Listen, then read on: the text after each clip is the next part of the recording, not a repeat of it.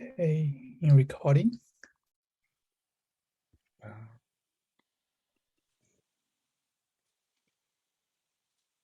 Okay, let's get started. So, hello everybody, and welcome to the Kiosk community meeting for November. I think it's been quite a while since we had our last meeting because we skipped one meeting last month because of the KubeCon. Yeah, we will share something about KubeCon later.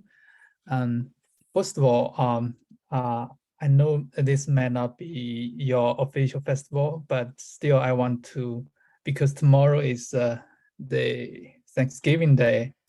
I mean, that's maybe only the holiday or festival for US or Canada, but still I want to take this opportunity to say thank you to our community, to anyone who joined this community. And because if it was not for you, the Chaos Mesh wouldn't be here, or would not go this far. So happy Thanksgiving. Yeah. So before we get started, so still this is the Chaos Mesh community meeting. So and this meeting is recorded and will be uploaded to YouTube later. For today's session, as always, we have our community sharing. Today, we are very lucky to have our old friend Anurag back with sharing on controlling Chaos Mesh using OPA, and then Zhiqiang, our maintainer, will bring you some updates because we did not have a community meeting last month. So there are a lot of things to update for this time. And also I will bring you some updates in terms of the community. Okay, let's get started from Anurag. Hey everyone. Hey Anurag. Thanks for the introduction. Yeah. I think I will just start sharing my screen and let me know if. Sure, let me stop sharing now. Sure. Okay, here we go. Okay. I'm assuming you guys are able to see the screen now. Yeah. Perfect. Okay, so as Simon said, so I'm Anurag. I'm from Adobe as a working as a software development engineer and mostly in one of the core platform team called that as Ethos. And in today's talk, let's go through like why we have implemented OPA to controlling few of the Kiosk Mesh features. So before going to that, let's just quickly even talk about what exactly the OPA is. So basically with the OPA, you can define, in a flexible and fine-grained control policies across a stack in your cloud native environment. So how this basically gets implemented? So in Kubernetes, we have this admission controller. So that's like a piece of code that intercepts your request to Kubernetes API server prior to persistence of that particular object. This means if when you try to create or update those sort of things, before doing that sort of operation, it does some sort of validation, but obviously after authentication and authorization, so that it enforces the policies on the object whenever you try to do as I said, like create or update operation. So like let's take couple of examples to understand it in a better way. Using OPA, what you can when you're using OPA as an admission control, what you can do is that you can enforce some sort of policies like, okay, the image that we are going to use in our pod should only come from the corporate image registry, something like that. You can require that whenever there's like resource limits and request is being specified in the pod which is getting deployed. And other thing also can be done, like mutation sort of work can also be done through OPA, like injecting sidecars and things like that. That can also be done through OPA policies. So in general, as I said, this is like in general process, like any request which is coming to API server through kubectl, our CI/CD pipelines, controllers, anywhere to API server. So API server is basically reaching out to OPA to find out, should I go ahead and process this or should I wait, or do those sort of actions that we just talked about. Let's talk about one very simple policy as well. So these are written in Rego, some sort of Datadog sort of language, you can say, but mostly they call it as Rego language, where you just define these sort of things. And if every statement in this gets passed, this means um, the admission control will not allow you to do that sort of operation. So let's take a very simple example over here. Like it's basically checking the kind. So kind is pod, and then it's basically finding out the image on the container, whatever the containers being mentioned over there. And it's basically checking that, is it coming from this specified repo or not. If it is not, then obviously it will go to the next line, and then it will say, okay, this is not coming from registered. This is coming from untested registry, so it will not allow you to deploy that particular pod. So that's at high level at OPA. Now let's jump directly into the Kiosk mesh workflow, where basically we have used the OPA. Earlier, we have even used this for putting that sort of constraint of across applying Kiosk resource across namespaces as well. In the sense, uh, suppose you want to create a namespace, you want to create a Kiosk resource in namespace A, but because Kiosk daemon has even the permission in namespace B, you can even create something in actually the pods that you can select could be from namespace B as well. So that could be one of the use case, but I think few of the, as we all know, few of the that sort of authentication has already been in place, I think since 1.1.3 release of Kiosk Mesh. So we are good on those lines. But other than that, we still have few of other requirement as well. So in a typical case, I will take a couple of examples. Like suppose when user try to apply Kiosk ML5, so obviously first part we can easily check it through RBAC. That user has the rights to create the Kiosk resource in that RBAC.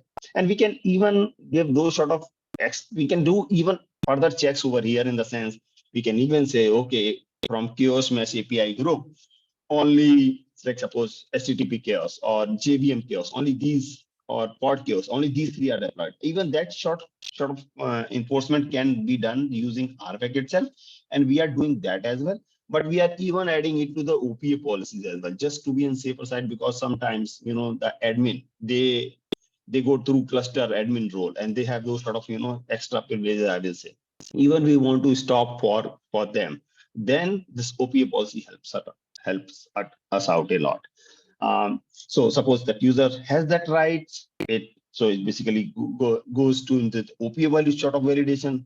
Now here also we are checking that either we have enabled that particular Kiosk feature or not. So like I will say, most of the Kiosk feature comes by default, other than I think the DNS Kiosk, correct? Because for that DNS Kiosk we need a different deployment altogether, correct? There will be different pods running for supporting the DNS Kiosk functionality. So that's a typical case, obviously. But if we have not enabled a DNS Kiosk and user try to apply to create those sort of things, it obviously will get failed. But we want to even stop at there itself. And even there are few other kiosks as well, which even we have not explored, because there are few settings that we have to explicitly done in our I will say Kiosk ML file, where we are setting up in our infrastructure to give those sort of rights, those sort of permissions and all. So we want to make sure what are the Kiosk mesh features that we are enabling. So right now we have enabled basically HTTP Kiosk, pod Kiosk, network Kiosk, stress Kiosk. I think these four, and we are just started exploring the JVM Kiosk as well. Soon we will enable that as well. So that's where we check it out. Okay, if this particular feature is enabled or not. If yes, then obviously check that part. If user suppose, so if you suppose I am trying to apply and I have access to namespace N1 as well as is required access in namespace N2 as well. Correct. So suppose there are two namespace N1 and N2. I have the rights, but I will say from our security team, this is what the guidance that we have to follow in Adobe is like, even if you have the rights in both in N1 and N2, if you are creating a resource in N1, the pods must be selected only from N1, not from N2. Even you have the right because Kiosk must give that sort of rights. It checks, okay, if I have the permission, it will allow, but we have to enforce that sort of constraint as well. So we have done that as well. So basically it checks whatever the namespace you have specified in the metadata section, and it matches with the selector or the target section that we specify in the spec section. Okay. So I think I'm going quick, fast, but just want to, cover on this. Do we have any question on this? Yeah, I have a little question about the OPA. Sure. Yeah, the usage. It seems OPA is using Rego as its syntax and its like a configuration file. I think Adobe already use OPA to implement some efficient feature. Maybe it's kind of complex. So maybe how to organize this Rego file, because I remember the Rego file needed to compiled as a container image, then it will be delivered into the cluster. So how do you management the source the Rego file, the source file? Oh, okay. So you mean to say how we are managing the Rego files, correct? Yeah. Yeah. Sure. I will come. Exactly. I don't know that detail. I think the answer, but I will come into bit on that part as well when I will show the Rego file.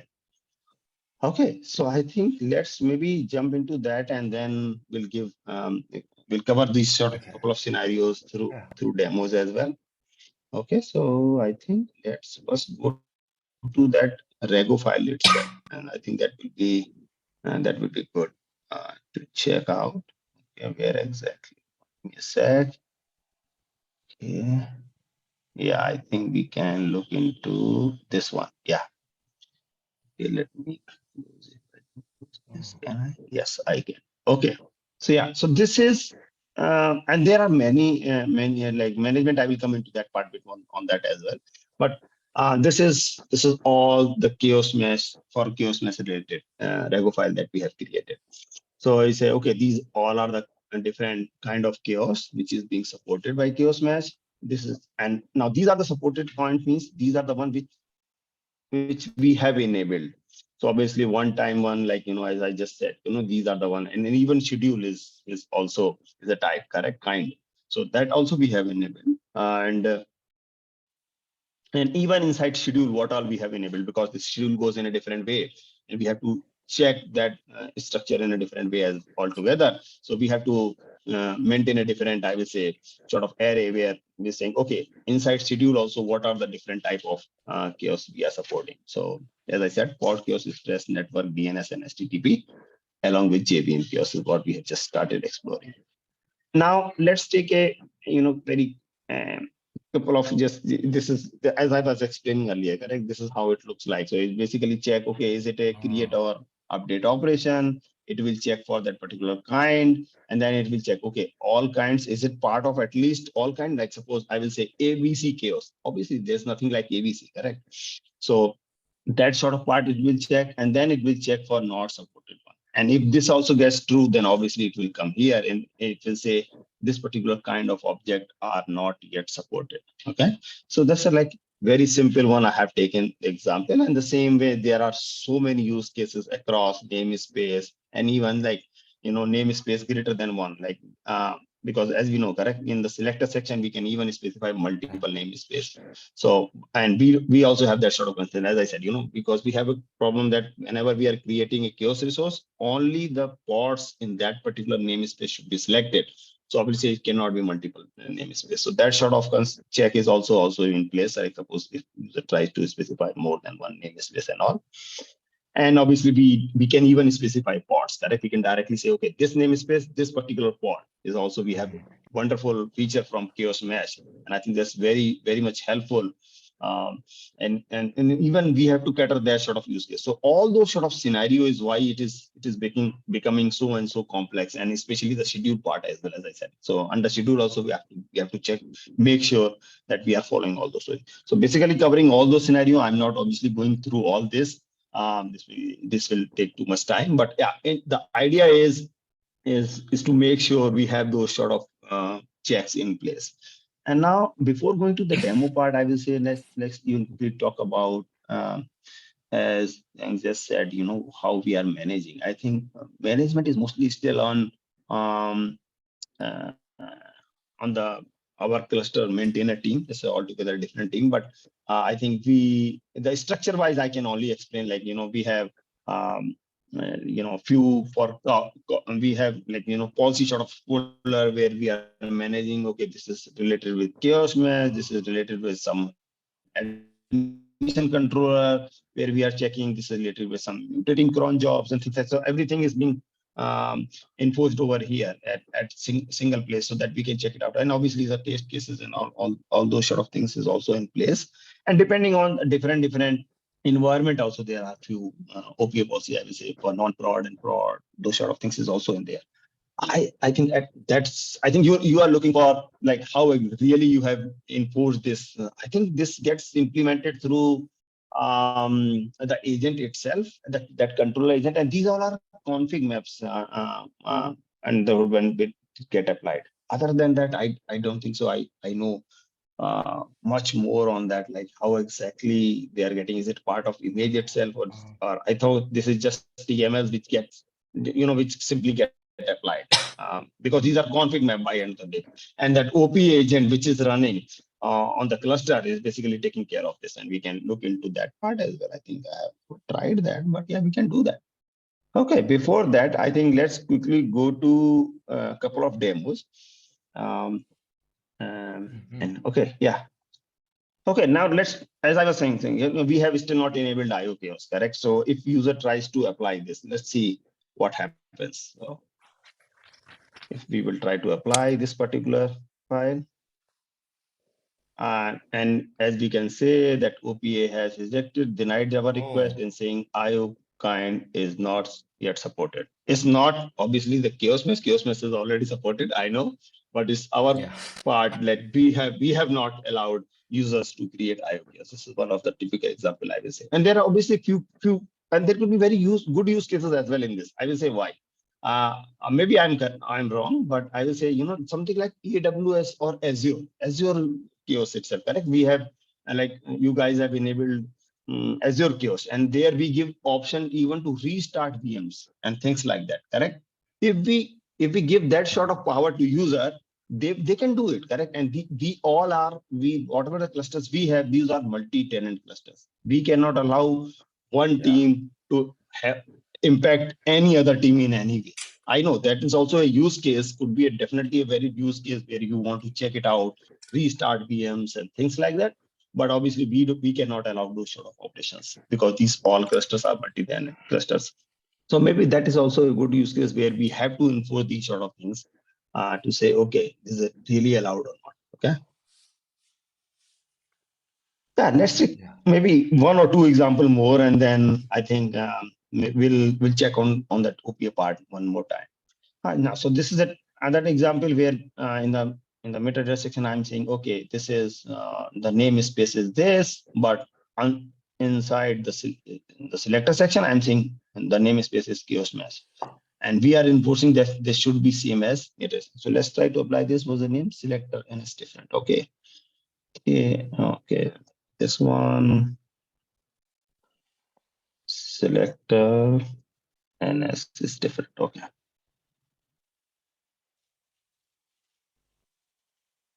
Yeah, so as we can see, again, OPA has been denied this request and saying the Kiosk selector namespace, this does not match with the namespace of the metadata section, correct? That was AP Kiosk, correct?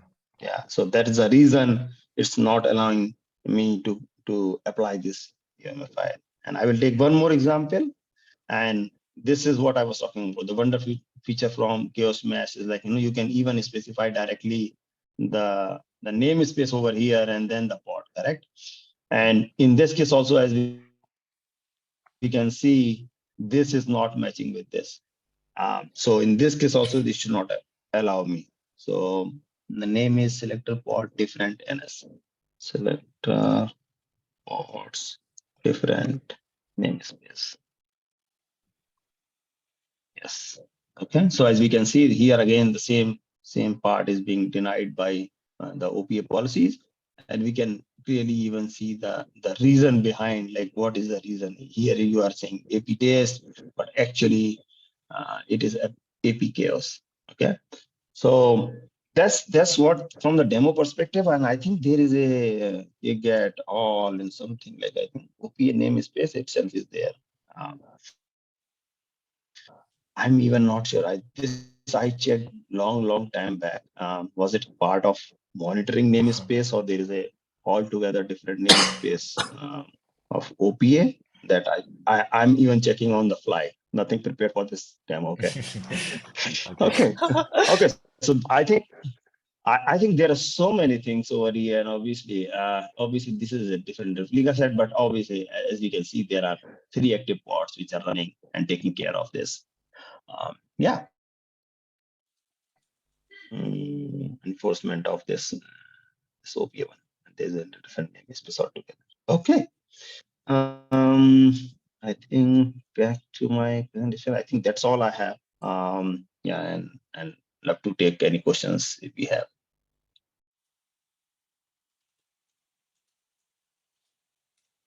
Yeah, I have no more questions. Yeah.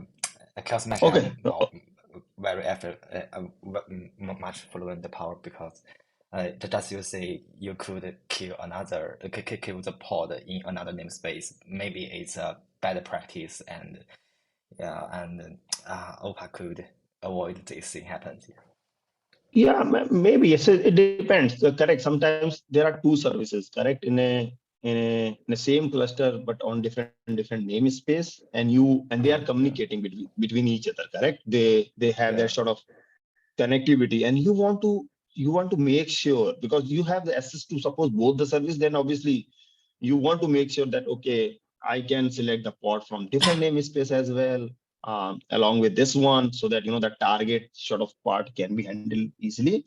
But obviously, as you know, there could be workaround, like, okay, let's insert one kiosk over here and insert one kiosk in a different one, correct. And through that way also we can handle that sort of use case. So that's why I think that's the main reason why our asset team the security team has not allowed us to go through this route.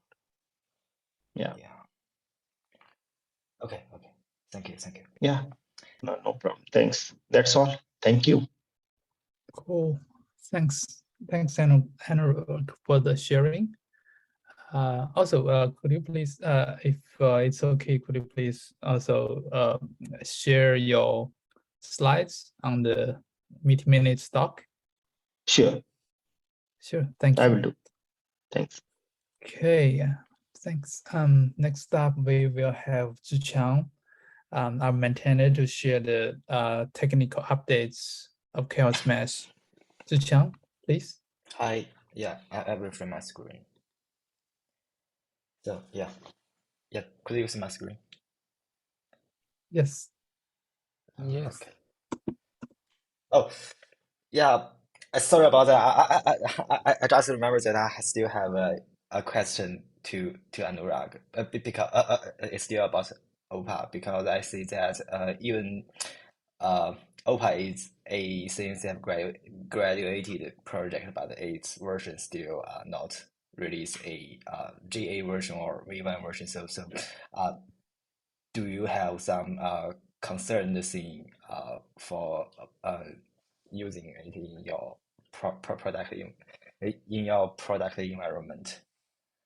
Yeah, yeah, yeah. Thanks for pointing it out. But I Yeah. think we are using it for sure in all our environment, because those sort of limits and all those things, so many annotations and all, that even we are forcing, and we are forcing it through OPA. So we are heavily using it. But I agree that Yeah. they have never done any GA. That's strange to me, and I don't know Yeah. why. But we are using Yeah. it for It's sure. not. Yeah.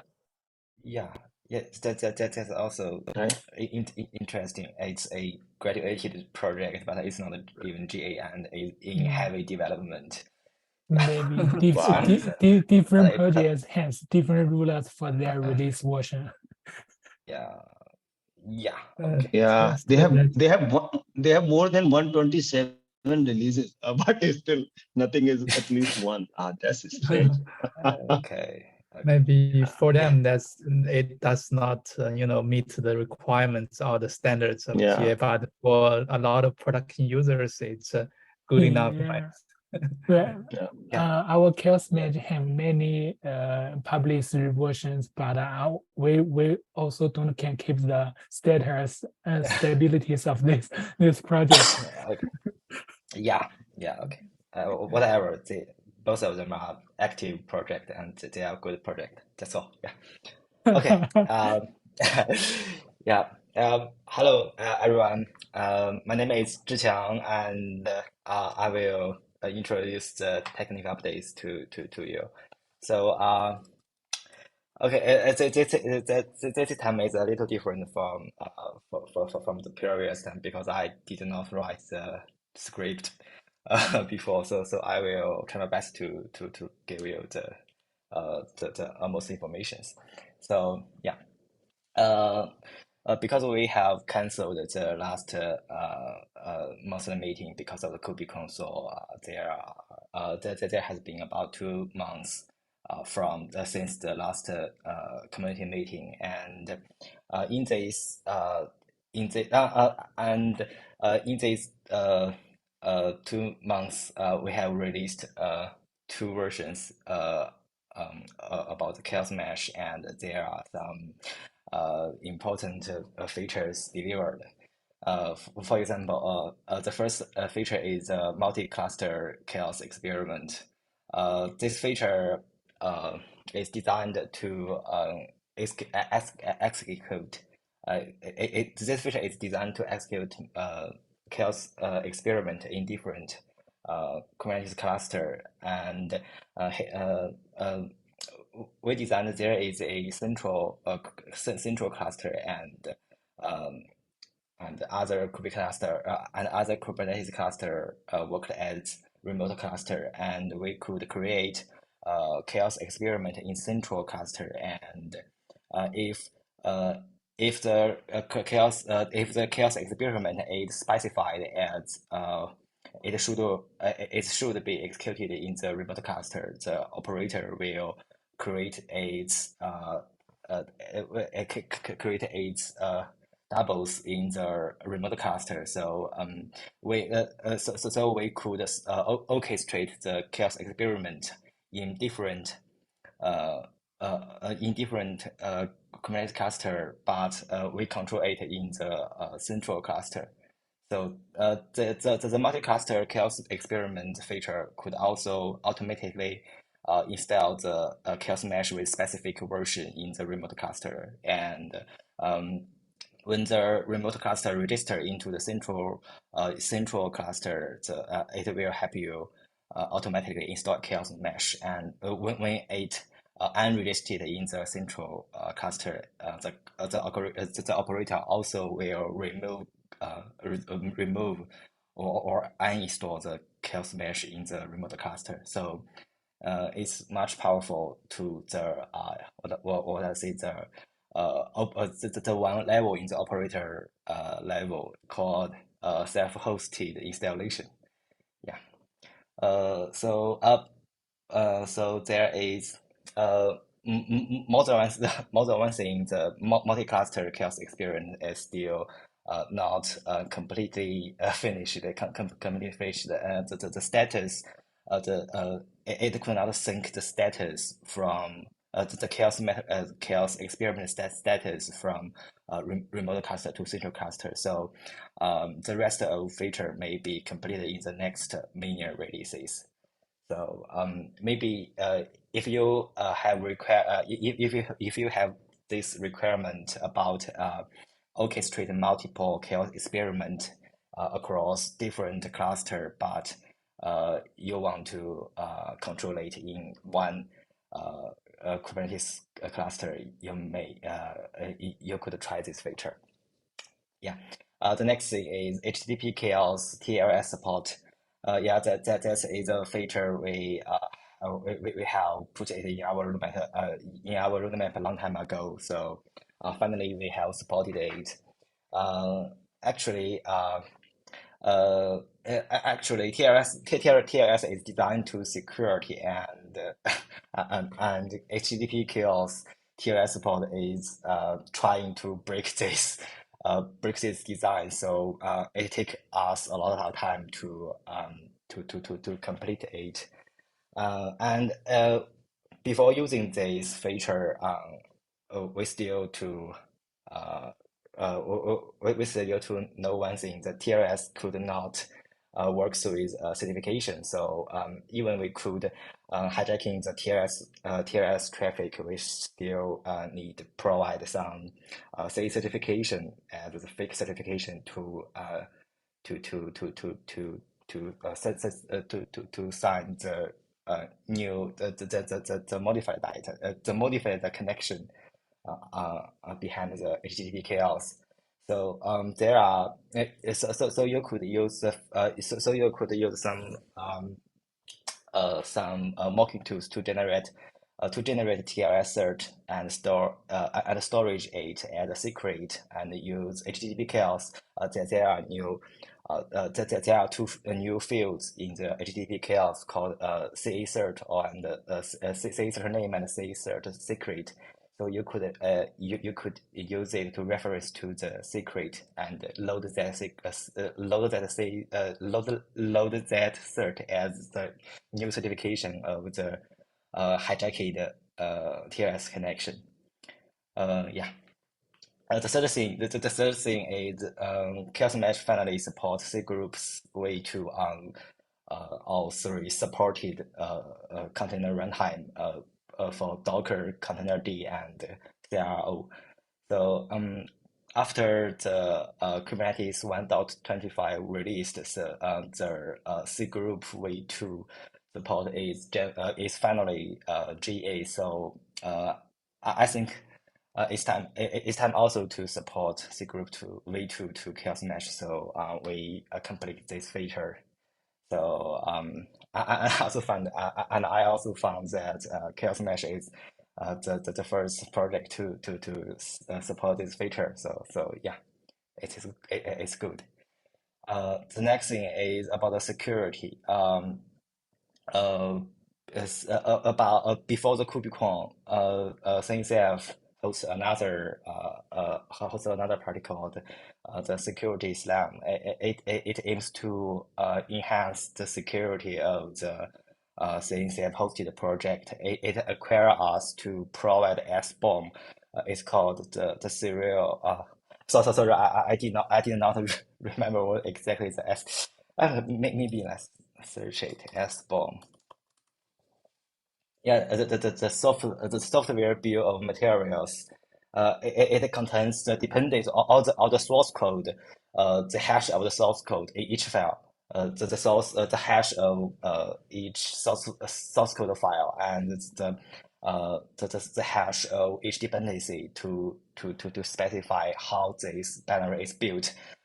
So it could avoid the supply chain attack from the upstream, and it also requires us to sign our artification. For Chaos Mesh is our container images. So we have applied it manually on the last series. We have applied it manually on our last patch version 2.4.3, and we have build the CI for the latest minier release 2.5. So if you are concerned about security about Kiosk Mesh with supply chain attack, so it's better to verify the certification about verify the signature of the image, so you could say the signature is also uploaded with the release. Yeah. The last thing is the CI and code style governance. Actually, Kiosk Mesh is growing fast in the past months, and the code is going to being more and more complex. And we found some misconfigured about our linters tools, and after fixing it, we found it reports many error warnings. So thanks our commenter Yang Yue, it opens some issues about the linter. It opens some issues about the linter thing. So we are going to fix that to make Kiosk Mesh more maintainable. Yeah. So that's all. Next part is the released version, and in the last community meeting, we announced that we are going to release 2.4.0, and 2 months and after 2 months, we actually have released the 2.5.0, and fortunately, the release cycle of Kiosk Mesh runs well, and we still keep release a minier version every 2 months. So so the features as mentioned in the last slide would be carried in this in the latest minier release 2.5.0. And we have released it at the day before the day before yesterday. And another thing is another important thing is Kiosk Mesh has own Kiosk Mesh only maintained the latest 2 minier release, so the 2.3 the 2.3 series is not maintained anymore. So the latest version of Kiosk Mesh series is 2.5.0 and 2.4.3, and also Kiosk 1.3.1. So about the next minier release and the roadmap. The first thing is HTTP Kiosk TLS support. And as we just mentioned, we still need to provide a certification for the new TLS connection. It might be useful, but it might require more artificial working, because you need to you need to apply a new cert to the to your real CA or your fake CA. And we are going to and we want to make it more automatically, and just like other kiosks, you only need to define the HTTP kiosk spec and do not need to care about the detail, and you do not need to care about the TLC. So this feature would inject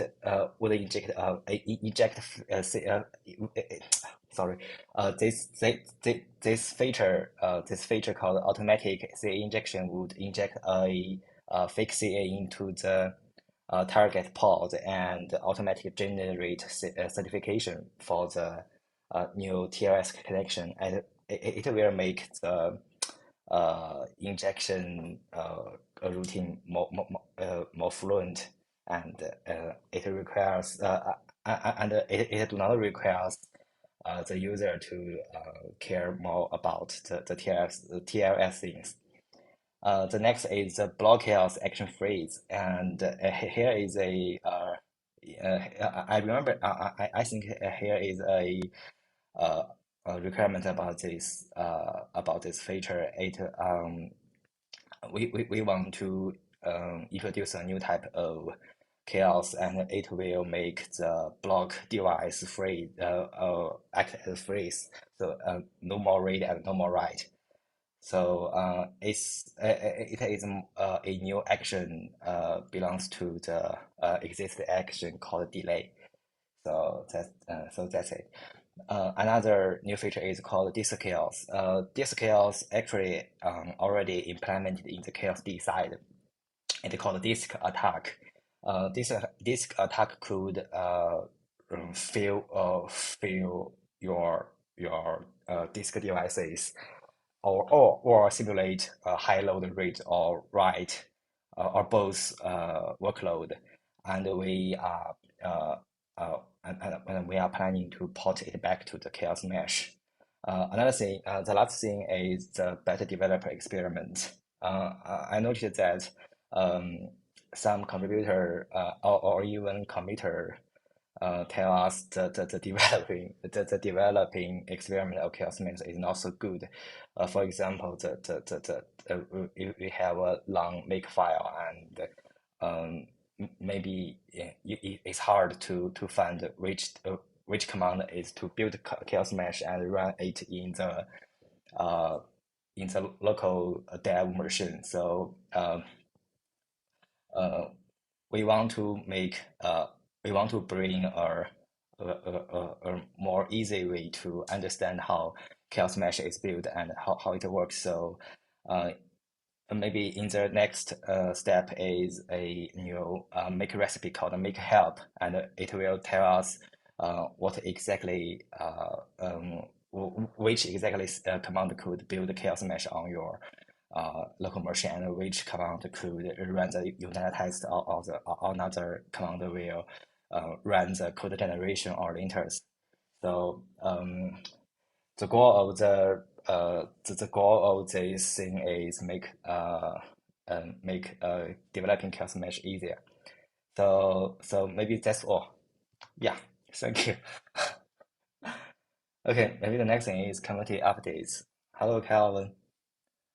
Hey, thanks, Zhiqiang. There's really a lot of things to update from Zhiqiang, but that's a good thing, right? Because everything in Zhiqiang updated, there is an improvement for chaos mesh. So okay, let me share my desktop. Okay.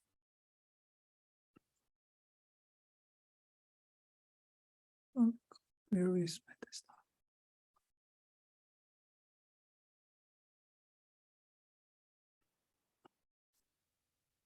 Okay.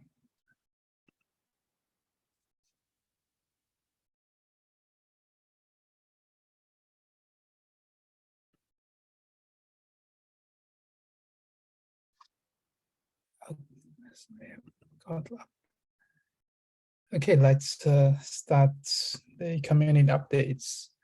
So there's, I will try to make my updates short because it's kind of late here. So as I mentioned, we skipped our previous community meeting because of KubeCon. Actually, we did provide a project update. It's just that it happened in KubeCon. Actually, as Zhiqiang mentioned, a major feature update is multi-class support. So if you're interested in this feature or in what we share in KubeCon, actually the video is already on YouTube, so you can check out the link here to see the video. And then another major good news is that we have a new maintainer, Glenn Yang. Yeah, I because Glenn is not here for this meeting today, but I also want to take this opportunity to thank him for for his major contributions to Kiosk Mesh.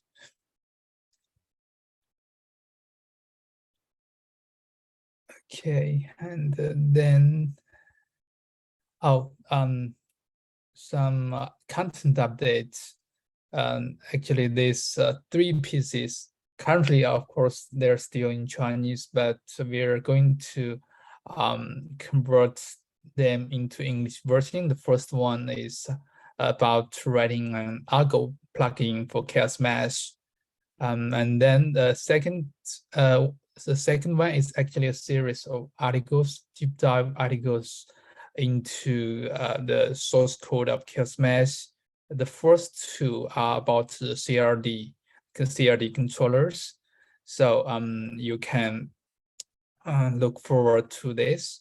Or if you like have some more like components or part of the code that you are interested, feel free to comment or let us know that we can add in the content pipeline. Or if you are interested in writing some of those articles, also let us know. We would it's highly appreciated.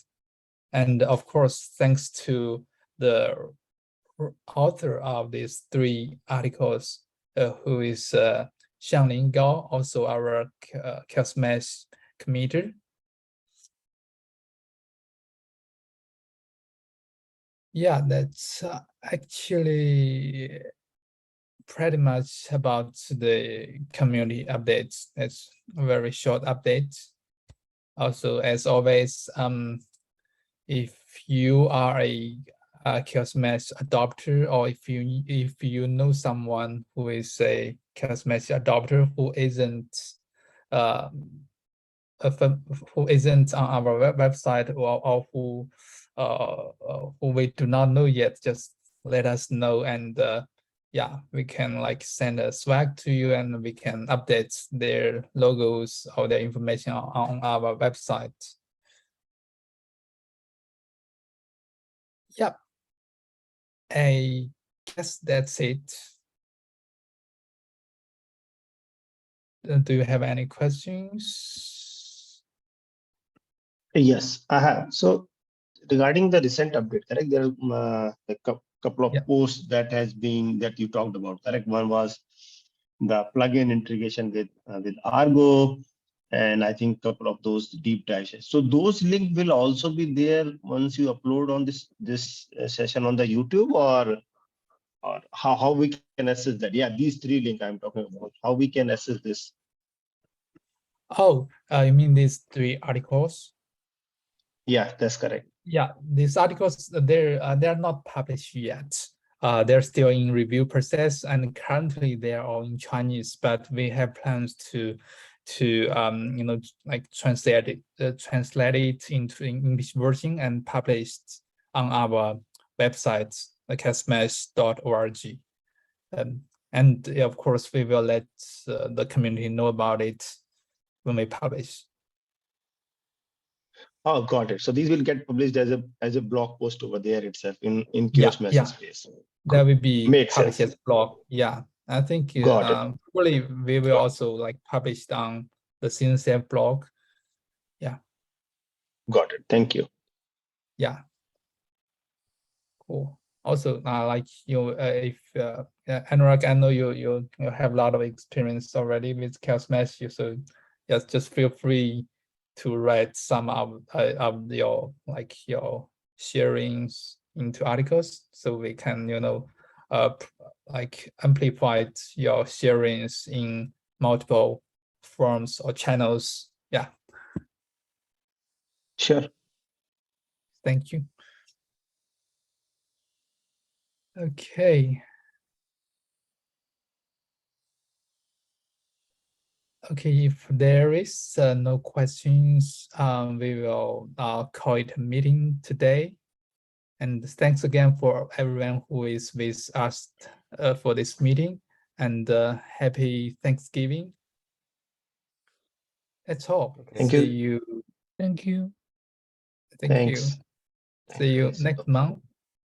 See you. Yeah, see you. Bye bye. See you. Bye-bye. Bye.